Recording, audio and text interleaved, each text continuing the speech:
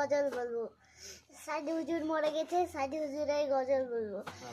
আল্লামা সাইদি তুমি মরনি, শহীদ হয়েছ তুমি তা জানি। কারাগারে কাটালে 13টি বছর, বাতিল খেপেছে তোমায় দেখে থর থর। তুমি যে ছেলে মোদের নয়নের মনি, শহীদ হয়েছ আমি তাই জানি। দেখা তো হবে না এই জীবনে, দেখা হবে জান্নাতের বাগানে।